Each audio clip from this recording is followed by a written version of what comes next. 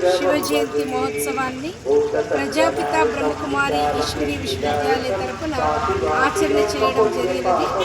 దానివలన ఈరోజు శివుని యొక్క ఊరేగింపు కార్యక్రమాన్ని పొద్దున జరిపినారు. తర్వాత ఈరోజు కళ్యాణదుర్గ పట్టణంలో తేర్ బజార్ ఎదురుగా సెన్సర్ లింగ అంటే స్వయం అభిషేక లింగాన్ని దర్శన కోసం ఏర్పాటు చేయడం జరిగింది.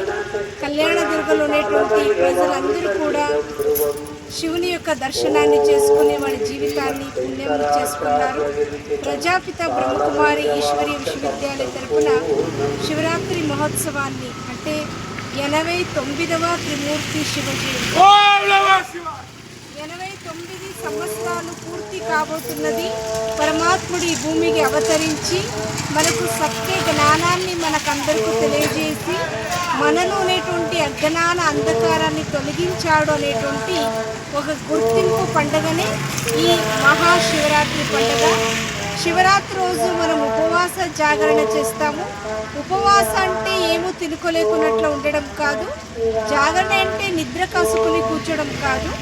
ఉపవాస అంటే ఉప అంటే దగ్గర, వాస అంటే నివాసించడం. మన మనసుని సదా పరమాత్మల దగ్గరకు ఉంచుకొని ప్రతి ఒక్క పనులను కూడా చేయడం అని. జాగరణ అంటే నిద్ర కాసుకొని కూర్చోడం అని కాదు. ప్రతి నిత్యం మనం చెడు గుణం నుంచి నన్ను నేను జాగృతంగా కాసుకోవడమే సత్యమైన జాగరణ.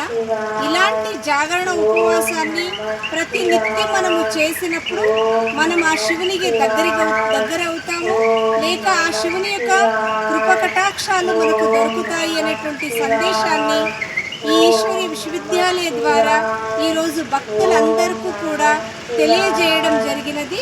ఈ కార్యక్రమాన్ని చాలామంది భక్తులు తిలకించి వాళ్ళ జీవితాన్ని ధన్యం చేసుకున్నారు.